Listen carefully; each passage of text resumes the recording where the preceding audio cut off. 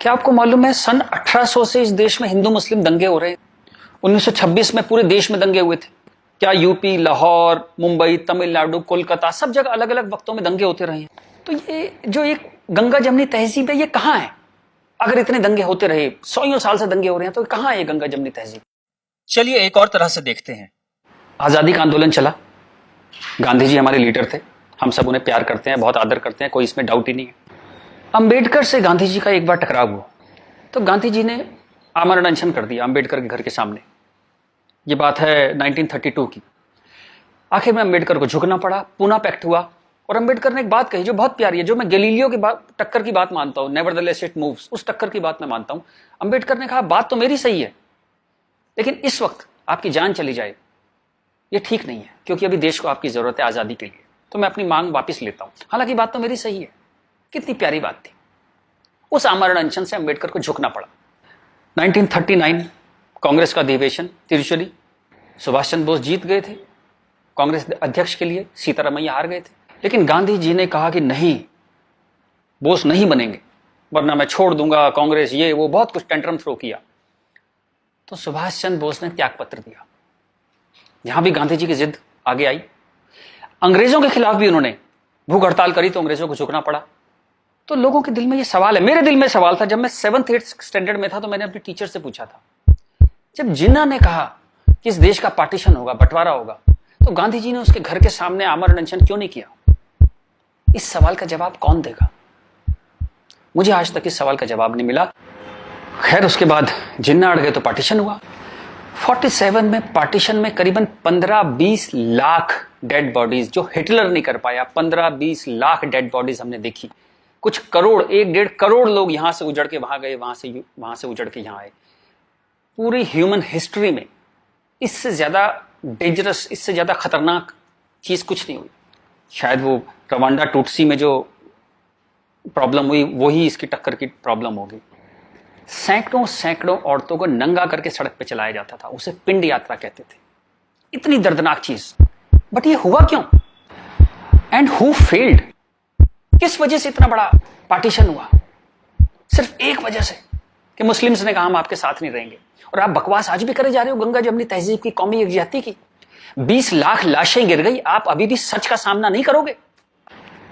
उसके बाद जो पार्टीशन से लोग आए, यहां बहुत सारे शहरों में रहे और अगले 20, 25, 30 साल बड़ी गरीबी में रहे। ना उनके पास पैसे थे, ना कैंप बोल दिया जाता था, वहां कैंप में रहते थे।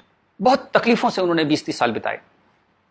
अब तो वो लोग नहीं है, गुजर गए, लेकिन उनकी वो दर्द की, वो जो रोंगटे खड़े कर देने वाली उनकी कहानियां थी, वो कहानियां जिंदा है। वो लोग जिंदा नहीं है, पर वो कहानियां जिंदा है। और याद रखिएगा, कहानियां अपने हीरो से, अपने कैरेक्टर से ज्यादा उम्र रखती हैं। जीसस चले गए, कहानियां हैं। राम चले गए, कृष्ण चले गए, उनकी कहानियां चलती हैं हजारों सालों से। तो वो लोग चले गए, पर वो कहानियां इस देश के सबकॉन्शियस में चली गई हैं। कलेक्टिव सबकॉन्शियस में वो कहानियां हैं। इसलिए जो आप हेट्रेड देखते हैं हिंदू मुस्लिम की, वो बड़ी एब्स्ट्रैक्ट सी हेट्रेड है। उसकी कोई शेप नहीं है, आप मालूम भी नहीं पड़ता किस वजह से या किस चीज के लिए, पर वो है। फिर आजादी हो गई, सरकार बन गई, कॉन्स्टिट्यूशन आ गया। उसके बाद फिर अजीब अजीब सी चीजें होने लगी इस देश में। शरिया की बातें होने लगी। 4 शादियां कर सकते हैं, हां कर सकते हैं। शाहबानो आती थी तो पूरा पार्लियामेंट उल्टा लटक जाता था सुप्रीम कोर्ट को दबाने के लिए। ये कुछ अजीब अजीब सी चीजें होने लगी इस देश में। तो कभी ये क्यों नहीं कहा गया कि हाँ हम शरिया पूरी तरह लागू करेंगे, हिंदू चोर जेल में जाएगा, मुसलमान चोर के हाथ काट दिए जाएंगे, क्योंकि शरिया में ऐसा कहा गया है। ये कभी कहा ही नहीं गया किसी प्लेटफॉर्म पर, लोगों के दिल में था। अब इस सवाल को दबाया कैसे गया? कांग्रेस के हाथ में ताकत आई। अब उसे इस बात से बचना था कि पार्टीशन हमारी वजह से हुआ, हम लोग फेल हो गए। तो उन्होंने सारे टेक्स्ट बुक अपने हिसाब से लेके, सारे यूनिवर्सिटीज के वाइस चांसलर्स और ये एनसीईआरटी, सीबीएसई, सबके हेड्स उन्होंने अपने आदमी भर्ती करने शुरू किए। उन्हीं लोगों को पद्मश्री देना शुरू किया, उन्हीं लोगों को तमाम मनसब और तमाम तरह की, वही चीफ गेस्ट बनते थे जलसों में। सारी टेक्स्ट बुक वैसी छपने लगी, जहां बस यही बताया जाता था कि दे दिया हमें आजादी, बिना खड़क बिना ढाल। और वो जवाहरलाल नेहरू या फूल लगाते थे और उस बच्चे उन्हें चाचा नेहरू कहते थे। लाइसेंस राज था, सारा प्रेस उन्होंने कंट्रोल किया। और खुद वो बड़े मजे से रोजा इफ्तार की पार्टियों में जाते थे। वो पार्टियां जहां ये बताया जाता था कि कोई मिसट्रस्ट नहीं है इन दोनों कौमों के बीच में, बढ़िया दावतें खा रहे थे, रोजा इफ्तार कर रहे थे। कांग्रेस बिकेम अ मछली मार पार्टी। उन्होंने मुस्लिम वोटों की फिशिंग स्टार्ट कर दी, यहां से फिशिंग स्टार्ट हुई। और अगेन वही बात, कैरेट, एक बार जब बात समझ में आ गई तो फिर जितने नए नए लीडर आने लगे, लालू, मुलायम and so on, Mamata Banerjee, सब वही फिशिंग में लग गए। मैं एक बड़ा इंटरेस्टिंग एक अपना परसेप्शन देना चाहता हूं आपको। ब्रिटिशर्स जो 47 में इंडिया छोड़ के चले गए, मान लीजिए आजादी के बाद वो यहीं रह जाते, मान लीजिए जैसे साउथ अफ्रीका में हुआ, वहां से जब अंग्रेज छोड़ के गए तो सारे अंग्रेज छोड़ के नहीं गए, बहुत सारे अंग्रेज वहीं रह गए अफ्रीका में। आप उनकी क्रिकेट टीम देखते हैं ना, सारे उनके ग्रीम स्मिथ और पोलक और सब उनके एबीडी, सारे उनके प्लेयर्स जो हैं, जो नेशनल हीरोज हैं, वो वाइट हैं। एक दो रबाडा वगैरह, रबाडा और वो सब खेल लेते हैं, बट मोस्टली वाइट्स खेलते हैं। अंग्रेज वहां से छोड़ के नहीं गए, वहीं रह गए। खैर नेल्सन मंडेला ने उनको इतना खूबसूरती से हैंडल किया कि उस देश में भी वरना पार्टीशन होता और ऐसा ही खून बहता, पर वो इतने ही स्मार्टली उन्होंने हैंडल किया। वो एक अलग कहानी है, पढ़िएगा उसके बारे में। इस दुनिया की सबसे इंस्पायरिंग कहानियों में से है जो मंडेला ने किया। Great great guy. खैर, अगर यहां ऐसा होता कि ब्रिटिशर्स यहां रह जाते, तो मैं आपको मेरा ये एक आकलन है, तो 20-30 साल बाद एक पॉलिटिकल पार्टी पैदा होती जो उनके वोट की फिशिंग करती, और हमें यह समझाया जाता कि हिंदुस्तानी और ब्रिटिशर्स में कभी कोई झंझट था ही नहीं। They were friends, they were happy. हम मिलके होली, दिवाली, ईद मनाया करते थे। और ये जनरल डायर, ये तो आप झूठी बातें हैं, जलियांवाला बाग में गोली चला दी जनरल डायर ने, ये सब एग्जेजरेशन है, राइट विंगर्स ने पैदा किया है।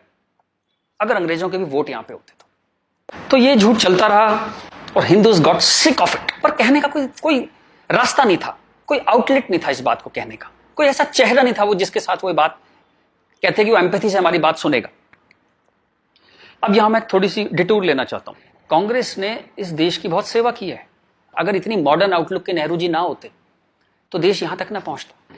उतनी भयंकर गरीबी में जब दंगे भी थे, वॉर भी थे, नेहरू जी ने इसरो के बारे में सोचा, एटॉमिक पावर के बारे में सोचा, आईआईटीज के बारे में सोचा। Great guy. जो उनकी अच्छाइयां वो अच्छाइयां हैं, बट इसी के साथ जो गलतियां भी उन्होंने बहुत बड़ी करी। एक इतनी बड़ी चीज को, एलिफेंट इन द रूम जिसको बोलते हैं, डायनासोर आपके सामने खड़ा था, आप उसे एड्रेस, उसका सॉल्यूशन नहीं निकाल पाए। कम से कम हाँ तो कहते डायनासोर खड़ा है। और झूठ ऐसे ऐसे चलाए, जैसे कश्मीर के बारे में झूठ चलाया। 370 का तो कुछ हो नहीं सकता भाई। महाराजा हरि सिंह ने यही शर्त पे विलय किया था कश्मीर का, क्योंकि 370 उन्होंने तब किया, तो कुछ हो ही नहीं सकता इसका। अब पता लगा ये झूठ है, महाराजा हरि सिंह ने ऐसा कुछ साइन ही नहीं किया था।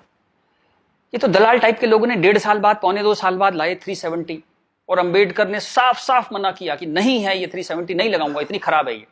फिर भी लगा दिया आपने, जबरदस्ती ठोक दिया आपने।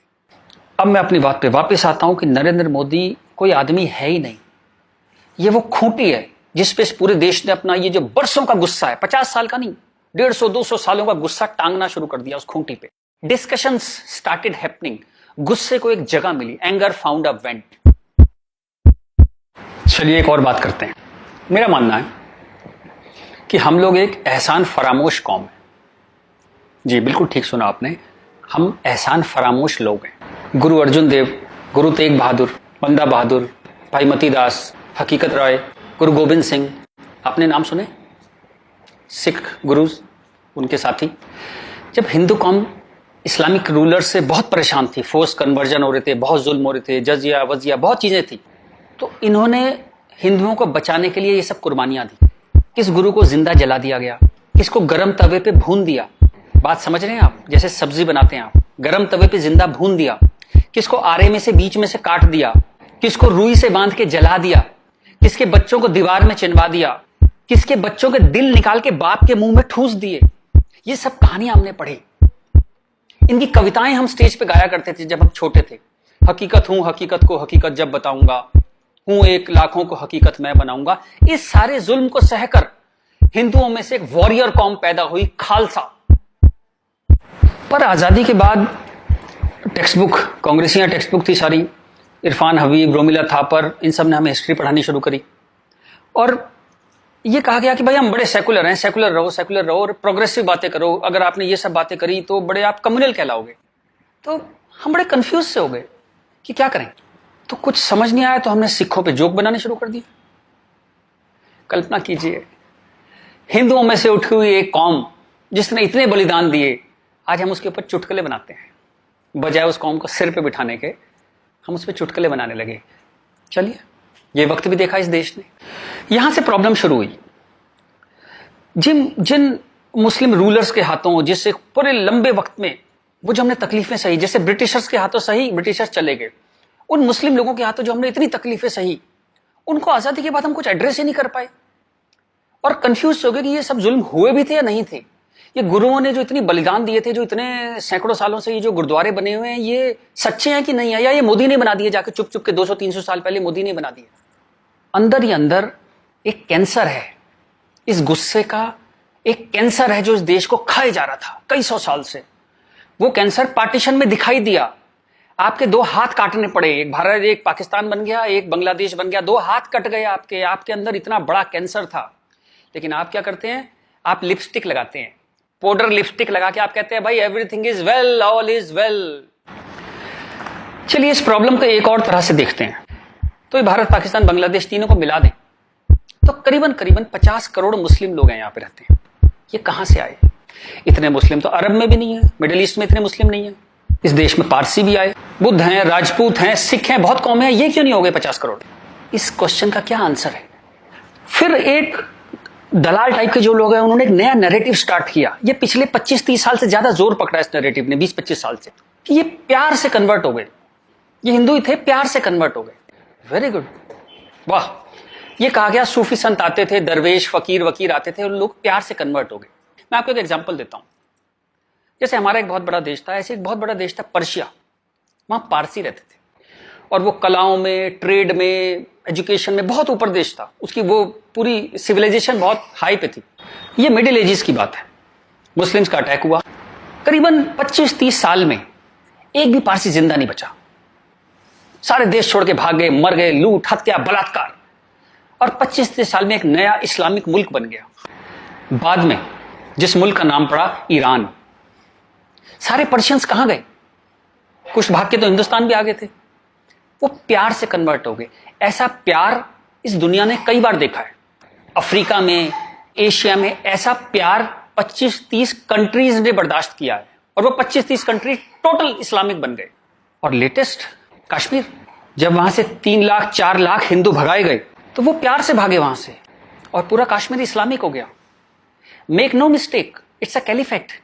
जो बगदादी करता है खलीफा जो अपना साम्राज्य बनाता है जहां सिर्फ मुस्लिम होते हैं, और अगर गैर मुस्लिम है तो उन्हें डिम्मी बन के रहना पड़ेगा, खत्म होकर रहना पड़ेगा, वो कैलिफेट है इस्लाम की। इस वक्त कश्मीर में, हिंदुस्तान में कैलिफेट है।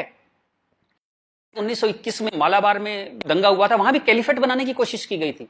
कुछ 50,000 या 1 लाख हिंदुओं को बाहर निकाल दिया था वहां से, फोर्स्ड कन्वर्जन किया था, तो तब नहीं बना पाए। लेकिन आज कश्मीर में कैलिफेट है, ध्यान रखिएगा। ये आपकी गुलदस्ता और कश्मीरियत, जमहूरियत, इंसानियत सबके बीच में एक कैलिफेट बन गई। लेकिन आप कहते हैं कुछ हुआ ही नहीं है। और जब ये 3-4 लाख हिंदू वहां से भगाए गए 1 महीने के अंदर, तब कॉन्स्टिट्यूशन सो रहा था, इंटेलेक्चुअल सेमिनार कर रहे थे, गंगा जमनी तहजीब पे सेमिनार कर रहे थे, और इस तरह की तमाम रोजा इफ्तार की दावतें चल रही थी। Happy, everybody was happy.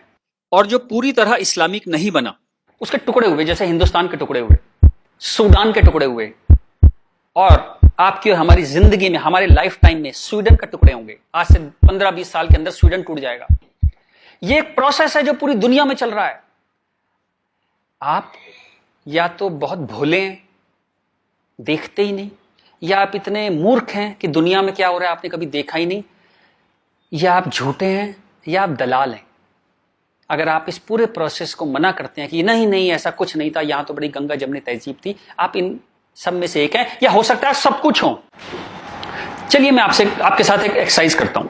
आपके एक दादा होंगे, एक दादा परिवार है, दादा, चाचा, ताऊ, बुआ, फूफा, उधर के उनके बच्चे, सब एक पूरी फैमिली ट्री वो है। एक नाना की तरफ से है, तो एक आदमी करीबन ऐसे 10-15 परिवार उसके आसपास होते हैं। इसके बाद आप कॉलेज, आपका कॉलेज, स्कूल कॉलेज, जहां 50-100 स्टूडेंट हैं, जिसमें कुछ दोस्त हैं जो आपके साथ ट्रेवल करते हैं जिंदगी भर। फिर आपका मोहल्ला, आपकी कॉलोनी, वहां भी आप 10-20 परिवारों को जानते हैं। यूं कहें एक आदमी मोटा मोटा 700-800 1000 लोगों की खबर उसको होती है, डायरेक्ट खबर, चाहे मिले ना कि कोई बहुत दूर रहता है, लेकिन हाँ पता लगता है उसकी शादी हो गई, उसके बच्चा हो गया, डेथ हो गई, कुछ बहुत अच्छा हो गया, बहुत बुरा हो गया, खबर आ जाती है कहीं ना कहीं से। अब मैं आपसे एक्सरसाइज करता हूं, पिछले 20, 30, 50 साल में ये इन 1000 लोगों में से कितने लोग मुस्लिम बने, कितने लोग कन्वर्ट हुए? आंसर मिलेगा 0। क्या हुआ? सारे सूफी, दरवेश, फकीर रिटायर हो गए, आईपीएल देखने चले गए, इस्लाम की कशिश खत्म हो गई। दोस्त, जब तक गर्दन पे तलवार ना हो ना, कोई कन्वर्जन नहीं होता, या बहुत सारे पैसे ना हो, कोई कन्वर्जन नहीं होता।